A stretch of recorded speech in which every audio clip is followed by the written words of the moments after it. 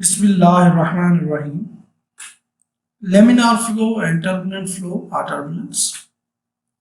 What is a laminar flow? Laminar flow or streamline flow ऐसा flow होता है जिसमें फ्लूइड एलिमेंट मूव करते हैं along the smooth paths or streamlines और वो एक दूसरे को क्रॉस नहीं करते, जबकि जो फ्रिक्शन इन पार्टिकल्स या एलिमेंट्स में होती है, मॉलिक्यूल्स में होती है, उस फ्लूइड के जो मूव कर रहा होता है उस फ्रिक्शन को विस्कोसिटी कहते हैं। इसी तरह टर्बुलेंट फ्लो में जब फ्लूइड फ्लो कर रहा होता है तो उसमें इरेगुलर पाथ्स या इरेगुलर स्ट्रीमलाइंस, इरेगुलर लाइंस बन रही होती हैं, स्ट्रीमलाइंस नहीं होती। और ये उसी वक्त बनता है जब बहुत ज़्यादा लार्ज वेलोसिटीज होती है, यानी हाई स्पीड के ऊपर जब फ्लूइड मूव करता है तो उसकी टर्बुलेंस जनरेट हो जाती है और उसमें पार्टिकल स्ट्रीमलाइन में मूव नहीं करते।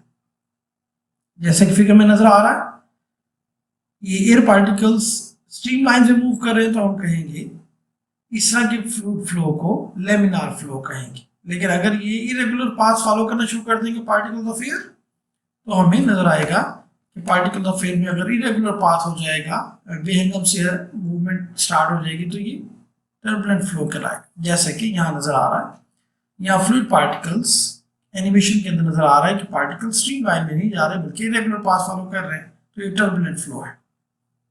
कैरेक्टरिस्टिक्स ऑफ फ्लो को अगर देखें तो यहाँ को इनिशियली जो फिगर नजर आ रहा है इसमें ये जूम किया गया है कि स्पीड ऑफ फ्लूइड अगर स्लो है तो slow moving particles of the fluid जो है वो स्ट्रीम लाइन में मूव करते हैं। इस तरह के फ्लो को स्ट्रीम लाइन फ्लो या लेमिनार फ्लो कहेंगे। स्पीड बढ़ाने पर पार्टिकल्स ऑफ द फ्लूइड अगर ज्यादा स्पीड से मूव करेंगे तो उनमें टर्बुलेंस जनरेट होना शुरू हो जाती है स्ट्रीमलाइंस के साथ साथ। ऐसे फ्लो को डिस्टर्ब लेमिनर फ्लो या डिस्टर्ब स्ट्रीमलाइन फ्लो कहेंगे। जबकि तीसरे केस में जब स्पीड बहुत ज़्यादा लिमिट से बढ़ जाती है तो after high speed after certain limit with high speed जो पार्टिकल्स हैं वो टर्बुलेंट फ्लो में आ जाते हैं और इरेगुलर पैटर्न फ्लो फॉलो करना शुरू कर देते हैं। इस तरह के फ्लो को टर्बुलेंट फ्लो कहेंगे। फ्लूइड्स की मूवमेंट को या फ्लूइड्स की डायनामिक्स को स्टडी करते हुए हमेशा कुछ एजम्पशंस को ध्यान में रखा जाता है। वो एजम्पशंस कुछ इस तरह से हैं कि हमेशा ये एज्यूम किया जाता है कोई भी फ्लूइड जब उसका एनालिसिस करते हैं, मैथमेटिकल एनालिसिस करते हैं, तो हम ये एज्यूम करते हैं कि वो फ्लूइड हमेशा लेमिनार फ्लो में फ्लो कर रहा है। इवन कि वो टर्बुलेंस भी कुछ हद तक रखता होगा, लेकिन अपना एनालिसिस आसान करने के लिए हमेशा उसे लेमिनार फ्लो में कंसिडर किया जाएगा। अगर वो बहुत ज़्यादा टर्बुलेंट फ्लो के साथ मूव कर रहा है तो फिर हम उसके लिए कुछ और मैथमेटिकल कैलकुलेशंस का वे डिफरेंट हो जाएगा। इसी तरह सिंपल एनालिसिस में हम फ्लूइड्स को नॉन विस्कस भी कंसीडर करेंगे। इट मींस उनके मॉलिक्यूल्स के दरमियान मूव करते हुए कोई फ्रिक्शन नहीं है। और तीसरी चीज जो बहुत इंपॉर्टेंट है वो प्रॉपर्टी ये है कि फ्लूइड्स को हम कंप्रेस नहीं कर सकते। उनका वॉल्यूम और डेंसिटी हर जगह पे थ्रू आउट द पाथ जो फ्लूइड फॉलो कर रहा है, चाहे वो एयर फ्लूइड है या लिक्विड फ्लूइड है, चाहे वो गैस फ्लूइड है या लिक्विड फ्लूइड है, वो जिस भी पाइप से गुजर रहा है थ्रू आउट या जिस भी रास्ते से गुजर रहा है, जहां जहां वो फ्लूइड अवेलेबल है और उसकी डायनेमिक्स हैं, उस पूरे पाथ के अंदर उसका वॉल्यूम और उसकी डेंसिटी सेम रहेगी।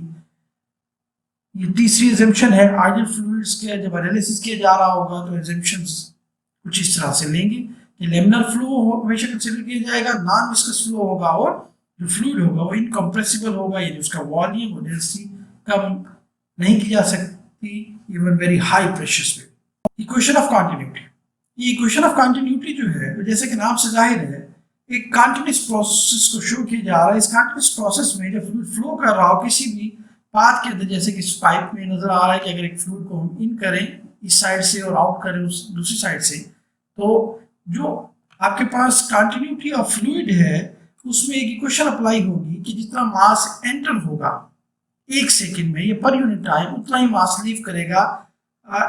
इस पूरे फ्लूइड, इस पूरे पाथ के अंदर अगर ये फ्लूइड भरा हुआ है, जैसे कि अगर फर्ज करते हैं पानी भरा हुआ है, तो पूरा पाथ जो है फुल ऑफ वाटर, इसमें जितना पानी मजीद एंटर करेंगे कुछ पानी दूसरी साइड से आउट करना पड़ेगा। ये हो ही नहीं सकता कि पानी दरमियान में इन हो इस साइड से लेकिन आउट ना हो।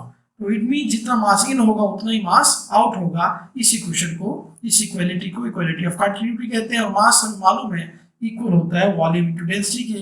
ये एरिया इंटू V1 जो कि डिस्टेंस पर यूनिट टाइम है, area into distance is the volume, और वॉल्यूम को जब मल्टीप्लाई करेंगे डेंसिटी से मास हो जाएगा, तो mass in is equal to mass out.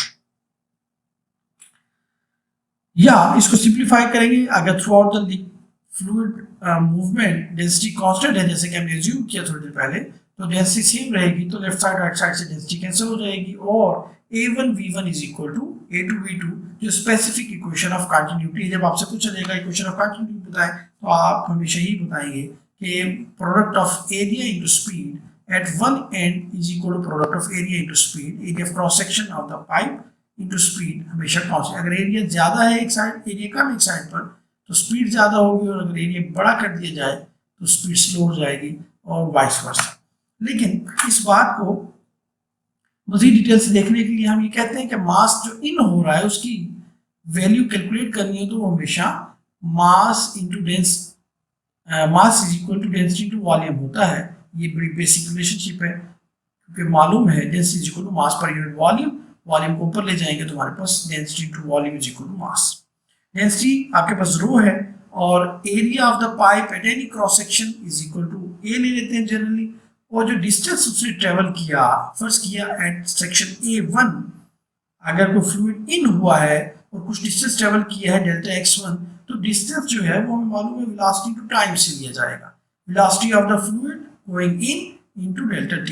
Time हम 1 सेकंड ले रहे हैं क्योंकि एनालिसिस के अंदर पर यूनिट टाइम की बात की जा रही है, तो जितना मास 1 सेकंड में इन हुआ होगा उतना ही मास आउट होना चाहिए। तो मास इन के लिए हमने कैलकुलेशन में जो डेंसिटी है वो रो1 ली हुई है एट दिस पॉइंट, और एरिया A1 है, velocity of the fluid eight inlet is V1, और time is delta t। Time में सेम, जितने टाइम में एंटर होगा उतने टाइम में फ्लूइड लीव करता है। ऐसा नहीं हो सकता कि आने में तो काफी देर तक वो इन होता रहे और लीव ज्यादा थोड़ी देर में करे, जितना टाइम इन होने में लगेगा उतना टाइम में उतना ही फ्लूइड आउट भी हो रहा होगा, तो it means time remains same. In the second section, rho 2 density, area 2 area of the cross section, velocity of the fluid and time। और यहाँ से हमने ये रिजल्ट निकाला कि टाइम से टाइम कैंसिल अगर करें तो हमारे पास rho 1 A1V1 is equal to rho 2 A2V2, और देन यहाँ इसको सिंप्लीफाई करते हुए इक्वेशन ऑफ कंटिन्यूटी मिल जाती है। इस बात को अगर हम मजीद समझें कि ये जो आपके पास एरिया है किसी पाइप का, इसको लेंथ से मल्टीप्लाई करें तो वॉल्यूम आता है, because density to volume, this is the volume, is equal to actually mass, density into volume. What is the volume? Volume is area into length. Area, इस पाइप को अगर आप इस रेक्टेंगल को कंसीडर करें तो length into width into height, length into width into height is the volume, और width into height is the area. Area into length is the volume. Area of green side into length of one side is equal to volume of any rectangular pipe। और इस pipe का जो कि circular है, तो circular pipe को हम width into height हमें मालूम नहीं होती, तो हम डायरेक्ट एरिया ही कैलकुलेट करते हैं पाई आर स्क्वायर के फार्मूले से। तो पाइप के केस में आप हमेशा वॉल्यूम कैलकुलेट किया करेंगे area pi r square into length, तो आपका डेल्टा एक्स है, तो volume is equal volume a into delta x के बराबर होगा, और वॉल्यूम को डेंसिटी से मल्टीप्लाई करेंगे तो मास आ जाएगा।